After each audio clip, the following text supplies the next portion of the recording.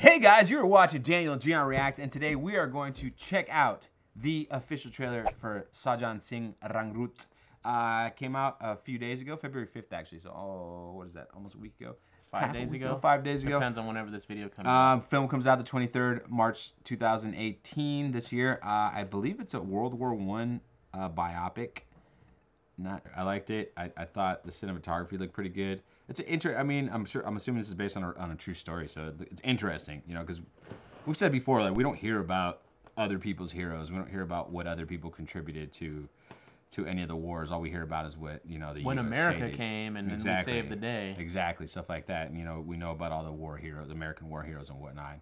You know, we'll learn about like the ancient, well, not even ancient, but, you know, like Napoleon and Alexander the Great. I guess that is ancient, but, you know, Ivan the Terrible, things like that, like the European, like the big ones, the big names. But like certain generals, like we know Hannibal because he, you know, had an army of elephants, which is cool in itself. It's pretty badass, I gotta say. Yeah, it's pretty badass. But I mean, so like recently there was a video game that came out called Battlefield 1, and they like incorporated some British Indian army soldiers in it, and like there are actual people you can play in the game where they have their turbans on and everything. They just like this, the Sikhs, and there's lots of games that incorporate it. I also like the cinematography. I like the color scheme. It looks like they were using like a dual. It's like a tritone. That's what they call it. Where actually it's two. It's a two-colored. It's a bypass color system that was used. Like Scorsese used it recently in The Aviator, but it used to be done way back in the 40s and 50s. I'm just saying, so like this shot that you're pulling up right now has a blue sky, yellow background, has those two colors. And this was one of the first attempts to get film into color. This is cool too because it looks painted. Kind of exactly. Like the scene, that scene in Thor Ragnarok where the Valkyries are getting destroyed and slow motion. Right, absolutely. Like, the cinematography is beautiful. Yeah. I mean, there's other shots with the German soldiers, and you get to see like 242, where you actually see the different color schemes that I'm talking about. Hey guys, this is Gian Perez. With me as always, Daniel Trujillo. And today we're going to check out the official trailer for Ghajini. This was recommended to us by Chris Boscurry because he won the trailer contest. I don't even know what's going on right now. I'm just like ready to watch this. I know it's like I guess it's a remake of Christopher Nolan's Memento. And let's just do it.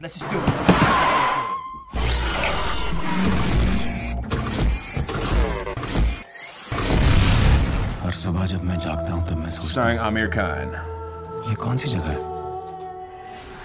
मैं कहाँ हूँ?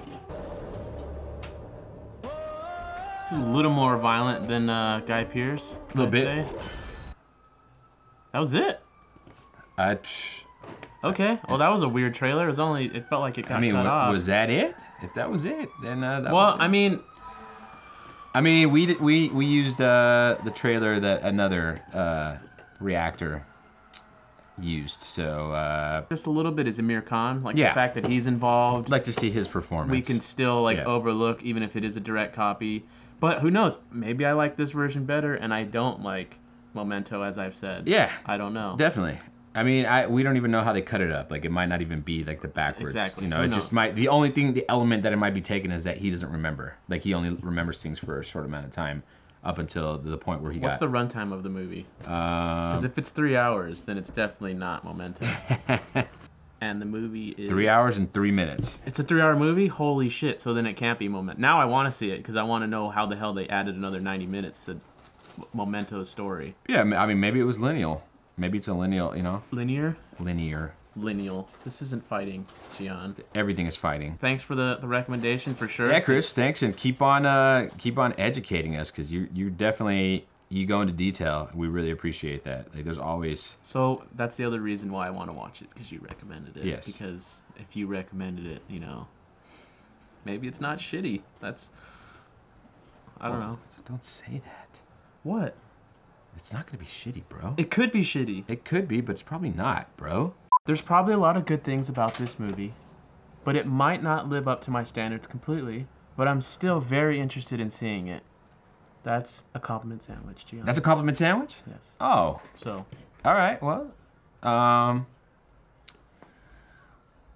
guys, you're watching Daniel Gian React, and today we are going to check out the official trailer for 102 Not Out, starring Amitabh Bachchan. This trailer just dropped on, was it Thursday? Yeah. February 8th. And yeah, been highly recommended. Let's get into it. Yeah, I don't know what's going on with that trailer. I just saw two old men doing stuff. At first, I thought they were like in a more romantic relationship. But I guess one of them's father, one of them's son, I guess? Yeah, well, no, I got that now, but I'm saying as I was watching. Yeah. I thought like, oh, it's like some cute, like older romance story, which is fine. Are there just a bunch of like old dudes hanging out or something? Wasn't sure. The story revolves around the 102-year-old man trying to break the oldest record in the world, oldest person record in the world, which is held by a Chinese man. Okay. In the film. That's I'm gonna be honest. That sounds boring as shit. So what would draw you to watch this? Other than I would watch it just because of the talent involved. I think that's why most of the people. Watch it. It's not a story. That's what I'm saying. It would be to check boring. out the actors. Yeah, the premise itself. Or is, the director. you know. I don't know if OMG. Well, I don't know, Oh my God, and it were looks. good It's movies. probably a comedy, so it might be hilarious. You know, that's the other thing. Like, I The feel like trailer didn't represent that though. So based on this there one was. trailer, I feel like there was a little goofiness to the trailer. Like, I thought it was a love story. oh, well. I mean, I feel like your head's in a different place right now. What, or two something. old men wanted to hook up? You know, I'm just going to throw this out there. Daniel is a big fan of lemonparty.org. Do not go to that website. I've never even heard of that website. Don't go to that lying. website. He is Don't go to lying. that website, whatever it is. 'Cause it's Or probably really don't bad. even Google Lemon Party, because you'll see what the kind of stuff that Daniel's into. I don't even know what Lemon Party is. Hmm? I don't. I want to look at it, but I'm going to see it, and I'm going to be like, oh my God, why did he put that in public? Like, But obviously, Gian must know what it is, because he looks it up on his shit. I've been trapped, If I man. put Lemon Party on your search engine, You know, or if if you I go- put the letter L, sometimes you it's get gonna lost pop up in Lemon Party. Sometimes you get lost in the Tumblr rabbit hole, man. Stuff happens. But anyways, Do you think both of those actors are still putting out? Like just giving them to the girls, just raw dogging it? you know, I mean, with their like. I mean, we're taking this is more podcast stuff, and I could go on and on about flaccid penises. Well, at 102 years old, how much Viagra would you think he needs to take I don't to know, like, get but it up? you know, when he ejaculates, is it sperm or is it Dust? Dust. It's just. Hey guys, you're watching Daniel Gian talking. Today we're going to check out the 2013 feature film starring Veer Das and Saif Ali Khan. I liked it. I had a good time. I mean, it didn't challenge me or anything. There was definitely not. It didn't need to. No, I think if it it was- did, then this wasn't Dawn of the Dead. Dawn of the Dead is there to be political commentary on what's actually going on in the world, or, well, specifically America. This was more of, yeah, there's a little bit of commentary, but it's very subtle. It's not trying to beat people over the head Yeah. with it. It's not trying to distract you from the point of the film, which is just kind of just have a good time between friends. And Definitely a good time film. Definitely felt like one of those raunchy, you know, not Judd Apatow, but the guy that did The Hangover, like that kind of movie. Todd Phillips? Todd Phillips. It felt like a Todd Phillips film. I'm definitely the bunny of the group. I saw a lot of myself in Bunny. You could be lame like Bunny for sure. I mean, I'm definitely not. But you're also kind of irresponsible like the other two as well. So you're like that. You're like the non-fun part. Am I of Bunny. Hardick? Do I like cry over women who You don't- wrong me? You don't cry over women per se, but you know, he's definitely better looking than you are. I think they all are. Yeah. I think even Bunny's better looking than I am. That's debatable. I wasn't a fan of Bunny, but I'll take that. I'll take that as a compliment. anyways, Veer Das wants to get married. That was his, yeah. he had Even a whole though life everybody change. knows that she's a terrible person, like all of his friends Doesn't like yeah, her. they're like, dude, she's not cool. Like, what are you doing? Like, she doesn't even like you very much. I saw myself in Veer Das in that moment. Definitely. You've definitely had those conversations Definitely. with me. Except Priyanka, way hotter. Yeah, because you'd have to. Well, you know, if I was with that Priyanka chick, it'd be one of those things where it's like, all right, I guess you could put up with that to get with that. I would It's understand. Kind of like you it's know, like this balancing act. I'd understand. And then maybe you'd even be like, dude, I can't get anything better than this. Are you kidding me right now? Of course I'm going to deal with this. But I think you'd be more realistic about. what was going on. I With that. definitely would not buy a huge ass rock No, like he did. That's no. for fucking But sure. it's kind of it was a nice interaction when he finds out that she's been cheating on him with this other guy. This other guy who's stalking her. That was hilarious. And then They were all looking at each other. and then he called fucker, right? You fucker. You fucker. You fucker. You fucker. You fucker. Fucker. That's Yeah. how they dude, that was funny. I mean, that was making me laugh. What I didn't know is that the pills were going to cause people to become zombie-like. Because they're not really zombies. Oh, they're zombies. No, the guy explained it. They're not really zombies. No, he said They're all dead except for one part of the brain, and that one part of the brain just wants to get high. And that's what's That's the twist about this film. Which I fucking enjoyed. I liked it. I didn't see that coming. I thought that's what I didn't see I thought that was coming. a cool explanation of it, but I mean, it's still a zombie. Sure, but I'm just saying it's their twist on the zombie thing. But they still wanted human flesh instead of No, they just wanted to get high, Gian. Because what stops the zombies at the end? well, finally Cocaine. the drugs. Yeah. That's it. They didn't need blood. They just needed They needed to get high. That's why I thought it was funny. But in the meantime, they were eating each other. The one thing I didn't like though was that's not a very good drug when you think about it. I mean, that doesn't really leave room for like repeat customers. Right. Like you can't really get addicted to it if it kills you. Yeah, I think he explains that in the movie as well. Like this thing is too potent, and obviously, we see what happens. They need to go back to the drawing board and like, tone it down a little bit. Yeah, maybe after they like get rid of all the zombies on the mainland too. I like the fact that Boris killed his friend with an RPG. Yeah, That shit made me laugh. His friend's like on that tower and he jumps down to like kill him, and the chick throws the RPG at him and shoots him. He launches in the air and blows up. Like, it doesn't make any sense. Like, there's a lot of absurd, stupid moments like that, but they're just funny. They're funny. Yeah, stupid it was moments. supposed to be absurd for the comedy aspect of it. So let's get to our ratings. What do you give it out of 10? It was a hard 7. Okay. It was a hard 7.5 actually. I thought it was funny. I would have been curious to see this in the theater.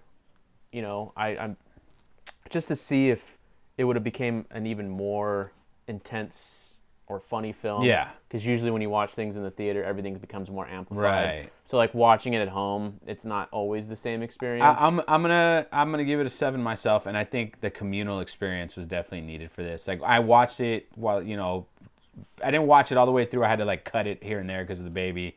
And I was watching it by myself with the volume down. And I feel like if I was watching it with someone else, like, how do we watch it together, or just being in a theater with a bunch of people, it's so much funnier when there's other people there. You know, that's because you'll laugh more. Yeah, by exactly. hearing more laughter in your mind, you're laughing too, and it's a good time. It just makes it comfortable too. Like, you feel comfortable laughing at stuff. I think, and it's just I think this would have been great to watch. This would have been great, like, Friday night date movie. Absolutely, absolutely. Yeah. I 100% recommend this to anyone. Like, this would go along with like Raman Raghav and like Dongal. Like, this is a movie I'd want to own.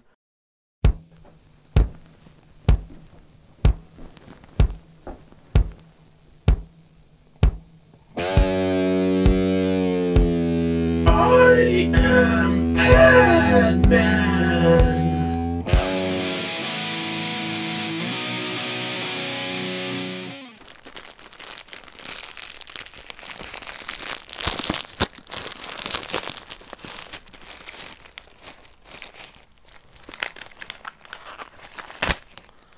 So this is what Padman's all about, this right here. Every time I've seen one of these, I just figured, oh, it's just a necessity of life. It's just something you kind of have to do and use just to be a woman in society. The fact that people in 2001 were still using rags instead of low-cost maxi pads was really an eye-opening experience to me. According to the statistics they use in the film, only 12% of the estimated 500 million women in India were using some sort of maxi pad like this, which is just astonishing. I'm so used to seeing these in the supermarket, and you just know every woman is either using one of these, a tampon. They would never think of using a cloth or a rag.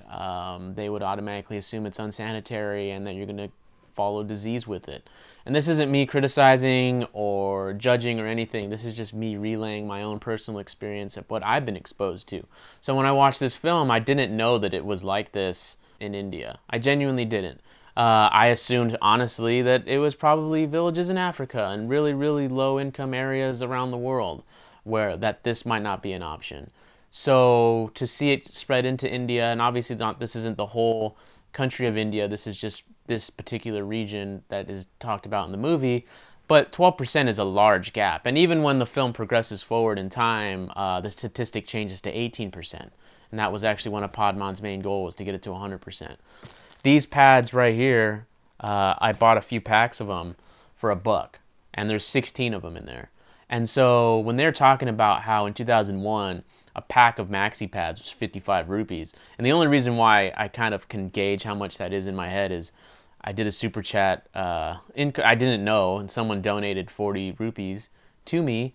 And I was like, oh, what is that? Is that like, how much money is that? I don't even know what the hell that is. And it ended up being like 40 cents. And that's in today's value. I don't really know what it is in 2001. I probably should have looked it up prior to this, but that's okay.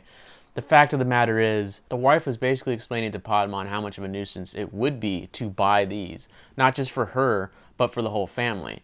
As many of you in the comments have told me, Indian families stay together. There really isn't a lot of moving out, so you're living with generations within one house. And this was a pretty good example of that. It was a good exposure to that. We saw some of that in Gangs of Wasseypur, we being Gian and myself, but to this extent, really showed that power structure, that dynamic within the household. The grandma was the one running the shots. And me personally, I would just assume as a Hispanic, as a Mexican, that as a male, he's the one calling the shots. If he was making these low-cost maxi pads, I would assume that the wife would just try them right away. That there would be no back and forth. The shame thing wouldn't be a thing because the man said so. Clearly, that's not the case in this particular situation, at least for this particular family. Again, I don't know how much boundaries or how universal this story is in India. Please let us know in the comments, well, me specifically. But it was very interesting. It was a learning experience, to say the least. I personally felt like the wife was ungrateful. Regardless of whatever the culture was, it's your husband. You should be able to put up with it a little bit more, look past the family. And I know this is the American sensibilities within me coming out, because I just don't understand what it's like to live in India, or at least this particular part of India, under these housing structures with family having so much say-so over one's life. Because to me personally, that just would never fly. It just wouldn't. If I was married and I wanted my wife to live a better life, and I had something that I could prove to her would help improve her life, and she refused it because of what her mother said or her sister said, I would honestly just say they could all go f themselves, because to me it's about the safety of my loved ones. Because it wouldn't just extend to my wife, I would also want the sisters, the aunts, whoever was young enough to use these pads, I'd want them to use it as well. And so it was very hard for me to watch these scenes, because it was frustrating at times, not because of the writing or anything like that, but because I was so involved with the story that I basically just wanted them to see what I've seen and what other people have seen in terms of how these little things can actually benefit you. It sucks that you have to pay for them. I wish that there was some program where they didn't have to pay for them. Actually, that was one of the most applaudable things about Padman, was that he didn't do it for the money. He just did it because he wanted to help people out. 2 rupees for I don't know if it was a pack or one of them, I don't know. Regardless, it was super, super cheap. I mean, the way pads are handled, at least in this particular region, there's a funny scene in the movie where he's like, oh, do you have pads? After not even knowing what to really call them. And the shop owner's like, oh, you mean pads? And he's like, yeah, pads, do you have them? And he's like, shh, like, don't say this shit in public. There's women about. And then he hands him this, like, newspaper that has pads on the inside, as if he was doing a drug deal. And even Akshay was like, Padman was like, is this marijuana? Are you selling me marijuana? Like, it's funny because they're treating it like a black market item, and all it is a fucking maxi pad. Solid 8 out of 10 for this one. Sorry I didn't go super in-depth with the technical stuff, but like I said, the message was the most important aspect of this movie, and it was just a huge takeaway for me. I really enjoyed it, and I hope to watch more movies like this in the future that not only entertain me, but also educate me. I am Padman. Padman gloves. Be on my eBay page later.